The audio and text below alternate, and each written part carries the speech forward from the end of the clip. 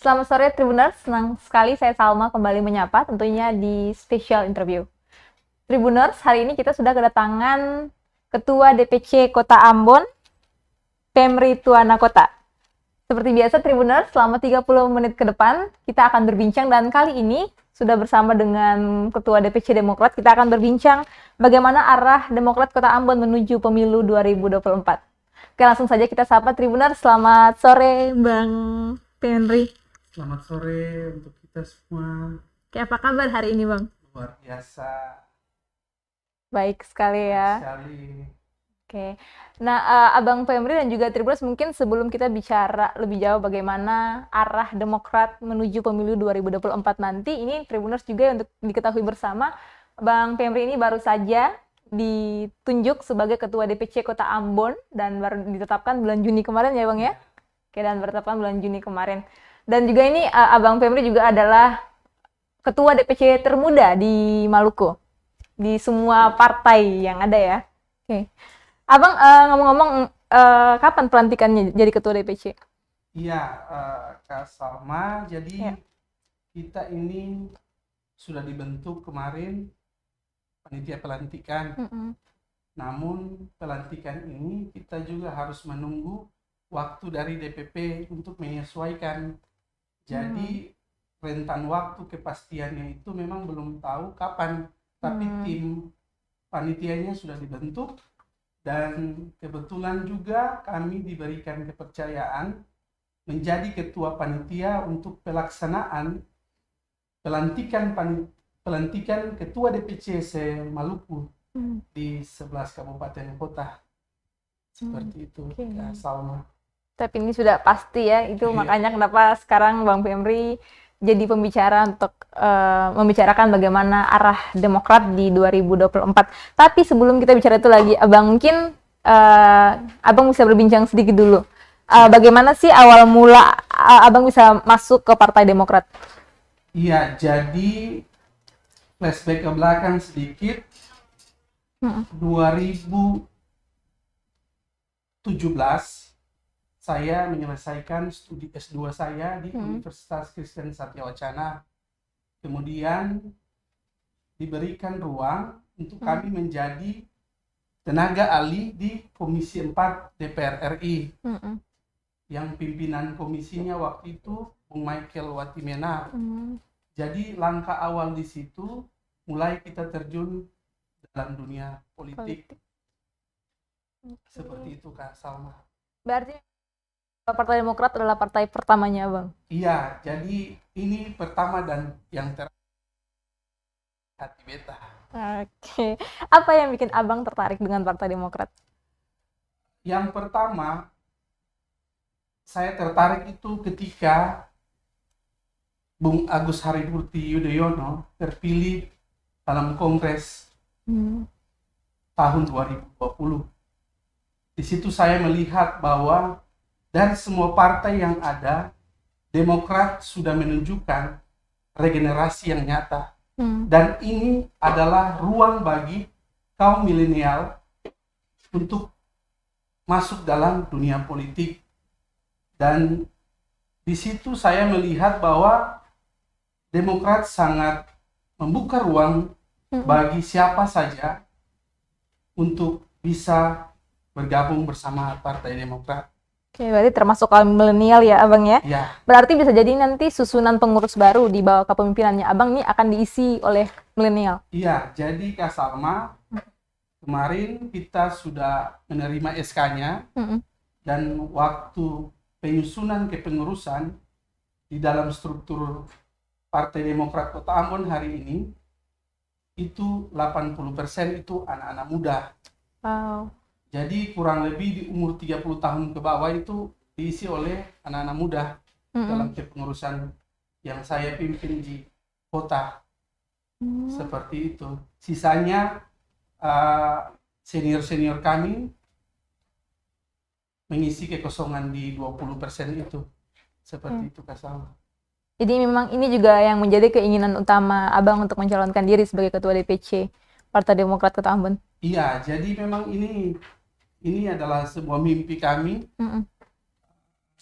Bagaimana bisa menciptakan regenerasi itu, karena jujur saja Demokrat hari ini sangat membuka ruang bagi anak-anak muda untuk berkreasi dalam dunia politik seperti itu. Sama. Oke, sekarang kan Partai Demokrat sedang membuka pendaftaran caleg ya. Iya. Oke, Bang. Apakah otomatis pengurus-pengurus yang ada juga di DPC Kota Ambon ini nantinya akan menjadi caleg, akan juga ikut mencalonkan diri menjadi calon legislatif nanti di 2024?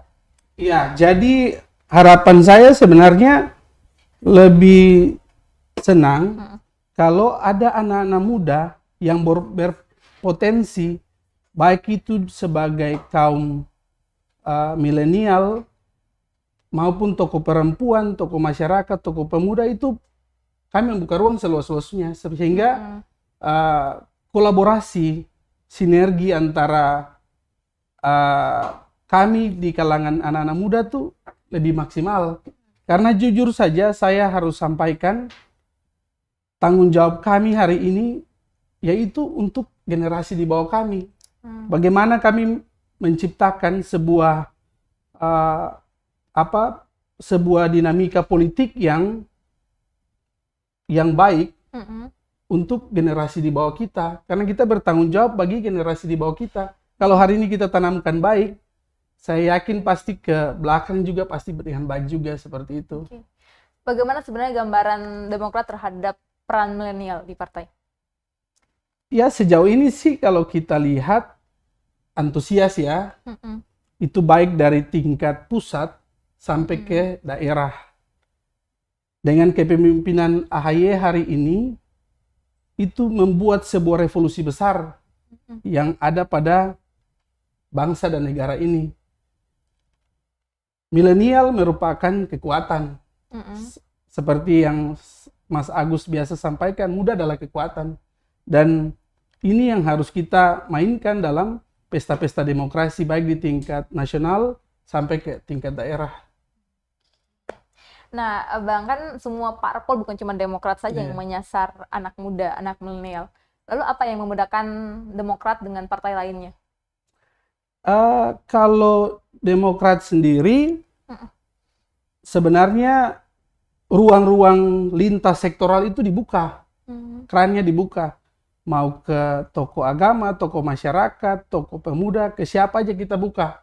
Nah, dan ruang-ruang diskusi itu sering dibangun, konsolidasi sampai ke bawah juga, ke akar rumput, UMKM, semua kita masuk sampai ke level-level akar rumput. Seperti itu, Kak Salma. Oke. Nah, sebelum lanjut nih Tribuners, seperti biasa kita live di Facebook dan juga YouTube tribunambon.com. Kalau ada pertanyaan yang mau ditanyakan bisa langsung di kolom komentar ya. Oke. Nah, Bung, lanjutnya masih semangat ya, Bung ya? Semangat. Anak muda itu harus semangat. Iya, betul sekali. Nah, Abang, saya penasaran tadi Abang dari kuliah mulai S2 kemudian langsung terjun ke dunia politik. Kala itu sempat juga menjadi staf khusus salah satu anggota DPR RI ya. Iya. Nah, apakah jadi bisa dibilang mentornya Abang ini juga untuk beliau? Iya, pastinya. Mentor ya. Karena dari situ mulai passion saya tuh kelihatan. Jujur aja Kak Salma, saya S1-nya tuh sarjana komputer. S2-nya studi pembangunan. Nah, sekarang sementara proses untuk jenjang S3. Jadi kalau mau dibilang dari proses S1 tuh kan background kita tuh terbalik dengan kondisi hari ini, passion saya hari ini gitu. Nah, beliau menjadi motivator itu karena memang saya melihat bahwa tools untuk melihat banyak orang itu ya di partai politik gitu. Dan beliau bukan saja sebagai kader partai yang militan, tapi beliau juga adalah politisi nasional yang sudah punya jam terbangnya 2 periode di DPR RI, seperti itu. Oke. Apa yang Abang pelajari dari Bung Michael Ottowimena? Ya, boleh saya katakan orangnya humble. Cara komunikasinya, ya itu nggak terlepas dari proses-proses yang beliau jalani waktu di Unpati maupun di organisasi GMKI dan kemudian sampai ke pusat, pernah juga menjadi bendahara umum PPGMKI, dan juga KNPI pusat selama 3 periode. Artinya itu merupakan napak tilas dari beliau yang menciptakan beliau, sehingga pada tahapan-tahapan yang saya tadi sampaikan soal tokoh nasional itu. Nah, saya termotivasi dari situ, sehingga bagaimana kita bisa sampai ke sana, ya kita harus pulang dulu. Dari bawah, kita mulainya startingnya dari bawah seperti itu, Salma. Abang ini dari jurusan komputer S1 lalu kemudian ke studi pembangunan. Ketika terjun ke dunia politik, apakah mengalami kesusahan atau memang karena terbiasa dengan organisasi saat berkuliah, jadi sudah biasa untuk berpolitik? Kalau ya kita familiar politik ini kan dengan media sosial, dengan kondisi teknologi hari ini. Nah, saya muncul itu kegelisahan dalam diri saya bahwa penting hari ini anak-anak muda tuh harus ada dalam dunia politik. Jadi itu yang termotivasi untuk bagaimana saya bisa masuk di ruang-ruang seperti itu. Kenapa penting? Ya penting karena tanggung jawab kita untuk generasi-generasi di bawah kita. Artinya gini, kalau kita punya niatan baik, kalau kata Bung Glenn Fredly, kalau apa yang kita lakukan dari hati itu pasti sampai ke hati. Nah, apa yang kita lakukan secara baik, maka ke depan itu juga akan berjalan dengan baik. Seperti itu, Kak Salma. Oke. Kalau Abang sendiri, apa contoh sederhana yang ingin Abang ubah dari Kota Ambon? Saya kepengen itu anak-anak muda lebih ke melihat kondisi teknologi hari ini dengan sangat dibantukan. Jadi pengen tuh anak-anak generasi Kota Ambon hari ini tuh anak-anak yang punya potensi kreatifnya tinggi, inovasi, sehingga kita bisa mengimbangi daerah-daerah maju yang ada di Indonesia. Saya pikir kondisi Ambon, kondisi di Jakarta, kondisi di Semarang, kondisi di Surabaya, bahkan di Bandung, toh kita sama-sama makan nasi juga. Kita sama-sama makan ikan, sama-sama makan ayam. Artinya apa? SDM kita nih sebenarnya mampu. Nah, untuk mengembangkan itu perlu kreativitas itu. Kreativitas itu yang nantinya menjawab kita punya keinginan-keinginan yang lebih baik untuk Kota Ambon. Seperti itu, Kak Salma. Berarti memang Demokrat ini akan sangat menggait anak muda sekali, apalagi untuk menuju ke pemilu 2024. Ya, pastinya. Jadi ini secara langsung saya sampaikan juga, kebetulan dalam komitmen politik kami, ketika kami ada dalam tahapan proses-proses pencalonan, keinginan kami itu memindahkan kantor dari daerah pemukiman ke jalan utama. Targetnya apa? Supaya itu menjadi perhatian masyarakat bagi kami. Hari ini kami sudah mendapatkan tempat kantor yang baru, itu di Jalan Dr. Sitanala, Waringin. Nah, kami menyiapkan sebuah ruang untuk jadi titik kumpul anak-anak muda. Jadi konsepnya adalah epicentrum digital.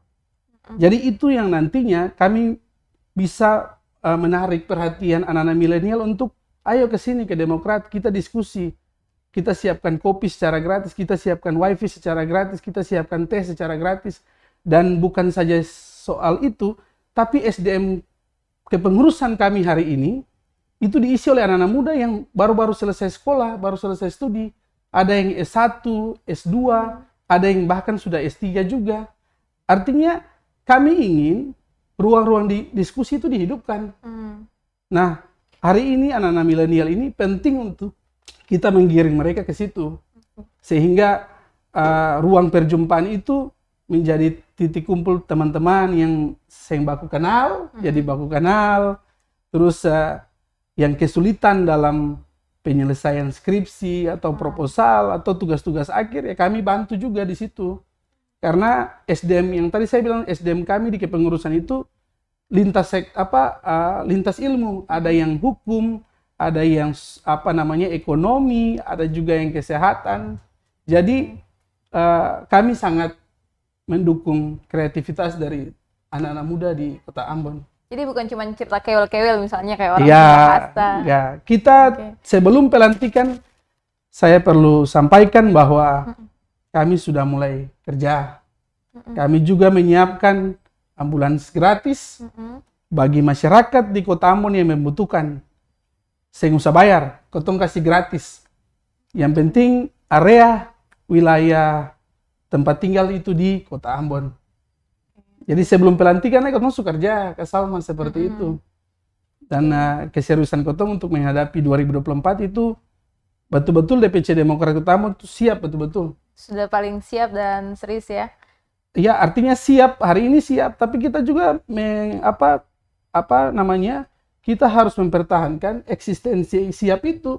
Jangan cuma siapnya itu dengan semangat, tapi kerja-kerja nyata, kerja-kerja politik di akar rumput itu juga harus. Seperti itu. Oke, tahan dulu ya Bang ya soal bagaimana nanti di 2024. Tadi Abang sudah bilang kalau sebelum pelantikan pun kita sudah mulai kerja ya, sudah mulai ada ambulans dan sebagainya. Tapi Abang bisa mungkin dijabarkan secara singkat ke Tribuners sekalian apa saja nanti program kerja nanti Abang selama menjadi Ketua DPC Demokrat Kota Ambon? Iya, jadi kalau bicara program itu kita bagi atas dua. Ada program jangka pendek dan program jangka panjang. Kalau kita bicara jangka panjang ini dalam dunia politik itu ketong kayak bilang ya susah-susah gampang. Tapi untuk program jangka pendek ini kami targetkan mesin partai itu jalan dulu. Kalau engine itu hidup, maka kendaraan itu pasti jalan. Kalau ibarat mobil, kalau mesin yang hidup pasti ketong bisa jalan. Jadi ketong lebih fokus terhadap pembangunan mesin partai dulu. Kalau mesin partainya jalan, baru kita masuk pada program-program jangka panjang. Seperti itu. Apa yang mau dilakukan untuk menghidupkan mesin ini? Ya, sering-sering kita turun yang tadi seperti Kak Salma sampaikan, kok pakai sweater kayak gini. Saya bilang, saya ini baru selesai roadshow di daerah pegunungan. Dari daerah negeri Hutumuri, kemudian saya ke beberapa negeri di gunung. Nah, langkah-langkah taktis itu yang kita harus pergunakan. Turun ke bawah, duduk cerita dan dong, apa yang dong gelisahkan. Mungkin hari ini kondisi alam tidak memungkinkan, ya kita harus mendengar. Apapun itu kita harus mendengar, sehingga itu menjadi bahan bagi kami di DPC Kota untuk nantinya dalam rapat bersama dengan fraksi kami bisa menyampaikan. Karena itu adalah komitmen Partai Demokrat untuk melihat sampai ke akar rumput. Seperti itu Kak Salma. Apakah ini juga termasuk strategi untuk menjelang pemilu 2024 nanti? Ya, kalau mau dibilang strategi, saya pikir semua partai juga lakukan hal yang sama. Namun kami tegaskan, kami DPC Kota Ambon, kami kami eksis tetap dengan ritme yang sama, walaupun kita tulang-tulang patah, tapi jangan muka pucat, seperti itulah. Artinya masuk ke bawah-bawah itu biar dengan segala cara kita masuk aja gitu. Nah, Abang, kalau bagaimana sih persiapan DPC Demokrat Kota Ambon sendiri untuk menyongsong pemilu 2024? Ya, persiapannya ya sesuai aja dengan penyelenggara arahkan kemana kita ikut tetap, ya kan sementara ini kan masih sipol segala macam kan, nanti tunggu sampai di bulan Desember baru ada putusan secara resmi seperti itu. Tapi ini Abang sendiri sudah yakin kan kalau Demokrat ini otomatis akan lolos verifikasi? Kita ini kan partai yang lolos parliament threshold. Itu ukuran standarisasi kita berpolitik di Indonesia. Kita boleh katakan dengan lantang seperti itu karena capaian-capaian kita itu belum tentu partai lain juga bisa. Kalau kita flashback ke belakang sedikit, 2004 itu kita partai baru berdiri langsung pimpin negara. Dan itu tercatat di belahan dunia mana. Partai politik punya loncatan itu nggak ada sama kayak Demokrat di Indonesia. Itu kan di 2014 kan ya Bang? 2004. awal mula Ya, SBY. apa namanya demokrasi Pak SBY Ya. waktu itu kan, dan Ya. langsung kita pimpin sampai 2 periode. Ya, Kalau Abang sendiri, kalau kita melihat situasi politik sekarang kan kita bisa lihat kalau paling banyak didominasi oleh benteng, partai benteng saya. Abang Ya. sudah mengerti maksud saya. iya. Oke, kalau Abang dan juga kawan-kawan dari Demokrat lainnya, bagaimana strategi untuk mengembalikan lagi kejayaan Demokrat bisa dibilang pada tahun 2004 itu? Saya berpatokan pada statement Bung Agus Harimurti Yudhoyono Iya. bahwa Demokrat adalah rumah besar untuk masyarakat. Mm-mm.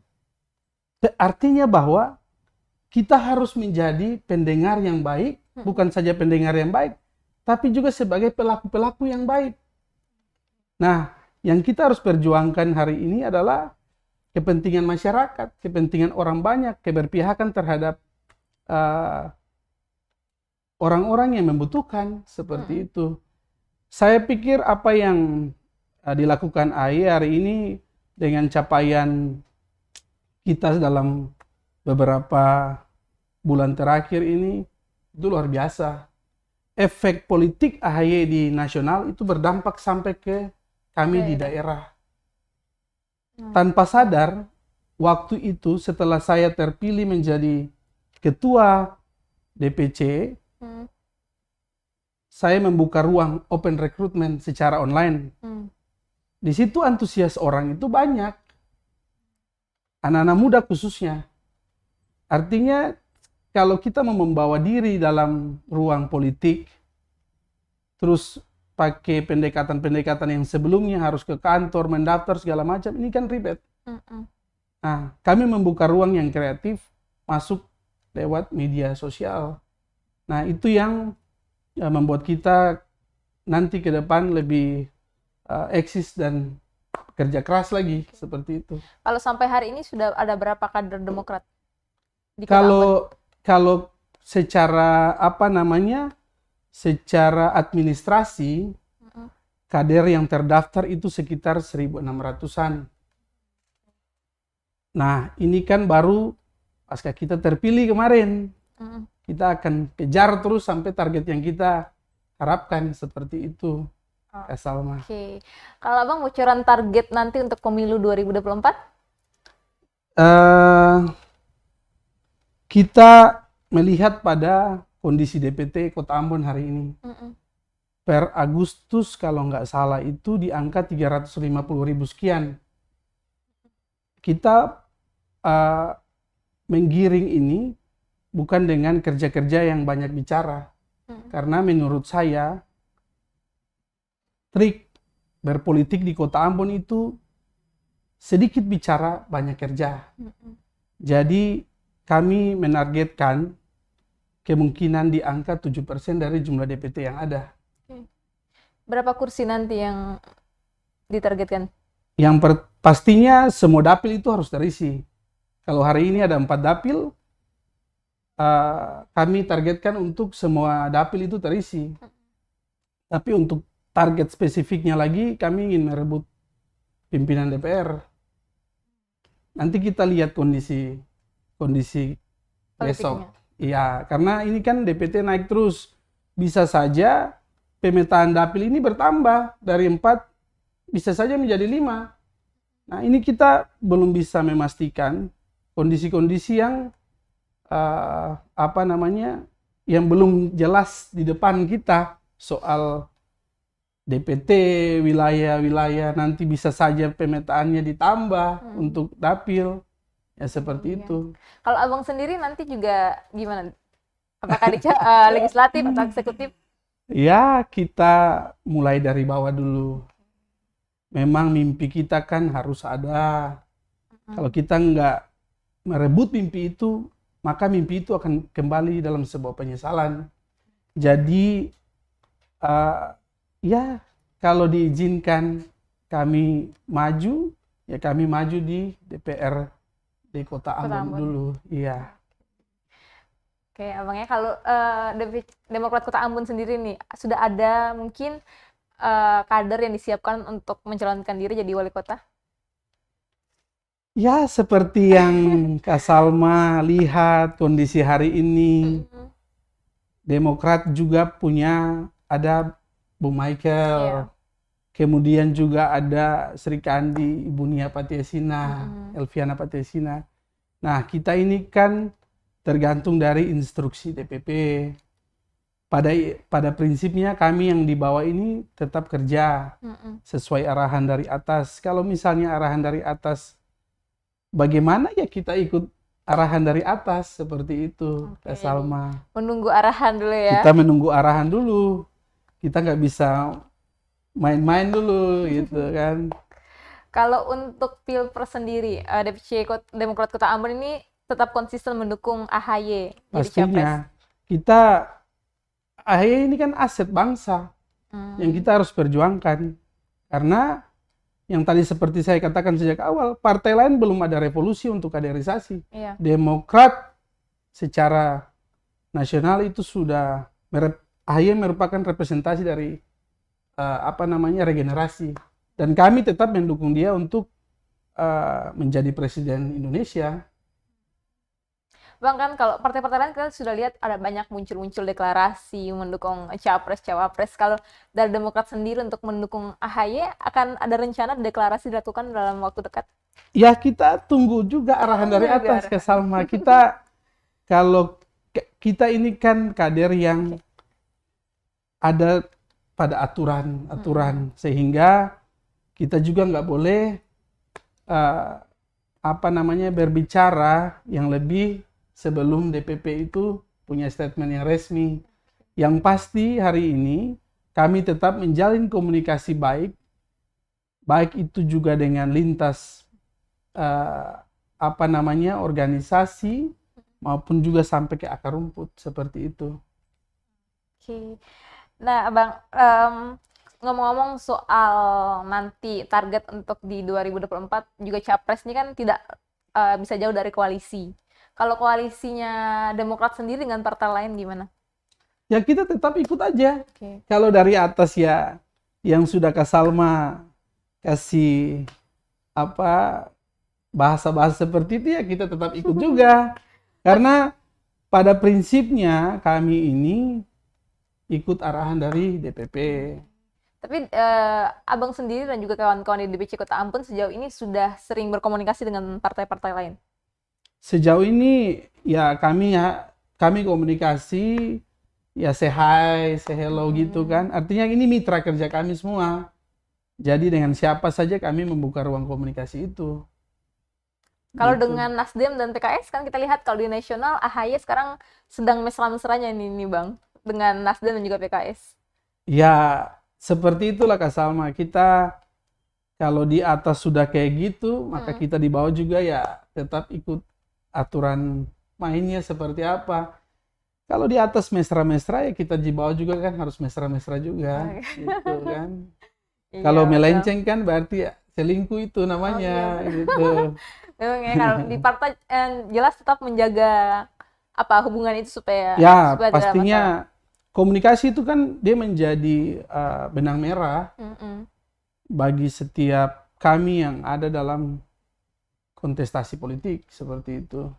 Jadi komunikasi itu tetap harus dibangun. Karena Bang, kalau masih menunggu dulu arahan dari pusat, masih menunggu semuanya sampai fix, nanti baru di daerah kerjakan nih Abang. Tapi kan kalau kita mau melihat sekarang partai-partai sudah mulai memanaskan mesin politiknya lah, begitu kira-kira. Apakah Demokrat tidak takut ketinggalan? Ya kami optimis ya. Apa yang kami lakukan dalam beberapa episode ini nih kan menjadi ukuran juga bagi kami dan juga bagi di Kota Ambon maupun juga secara nasional seperti itu Kak Salma. Artinya parlemen result itu sebuah ukuran standarisasi. Semua partai itu pasti kejar parlemen result, gak mungkin gak, pasti kejar. Karena kalau duduk di situ kan itu menggambarkan wajah partai di sana. Gitu. Apa karena ini juga memberi sinyal kalau memang Demokrat juga mau jangan sampai cuma ada 2 calon presiden seperti di tahun 2019, harus ada 3 supaya minimalisir adanya politik seperti tahun 2019 lalu. Ya kita nggak bisa terlalu banyak ini ya, karena petanya juga masih, kalau orang masih kabur, ya kan?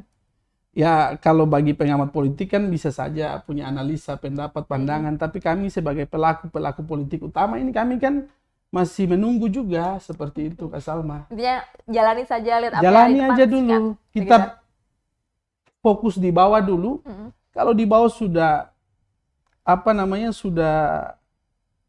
sudah enak, maka kerja-kerjanya juga maksimal seperti itu. Tapi kalau Demokrat Kota Ambon sendiri tidak takut kehilangan tokoh-tokoh yang berpengaruh?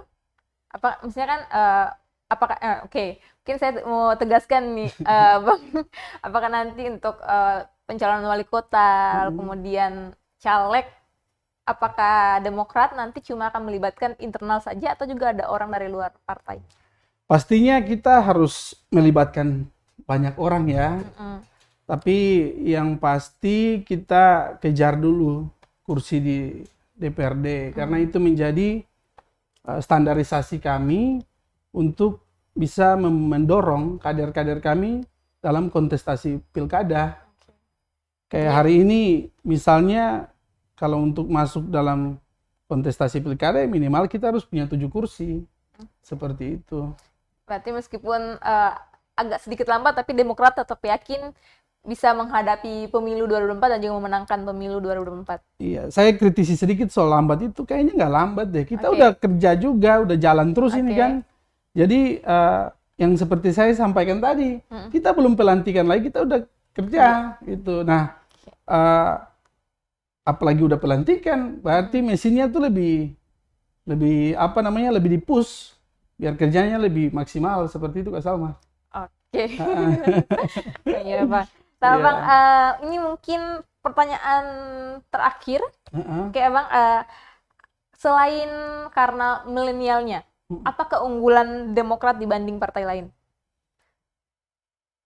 Ya, apa ya? Pertama mungkin sejarah. Sejarah karena Demokrat ini waktu pertama kali demokrasi dilakukan di Indonesia, kita langsung melesat dan langsung memimpin negara. Itu bagi saya itu ukuran yang mungkin partai lain sampai di level itu agak kesulitan juga. Karena nggak gampang, jujur aja Kak Salma, sampai di tahapan itu tuh nggak gampang. Karena partai baru dengan SDM-nya yang begitu kuat, dengan sumber daya mereka punya manajemen yang kuat juga. Belum sampai di tahapan-tahapan seperti itu.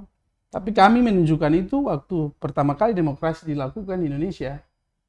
Dan itu terbukti dengan capaian Pak SBY sebagai Presiden Indonesia selama 2 periode.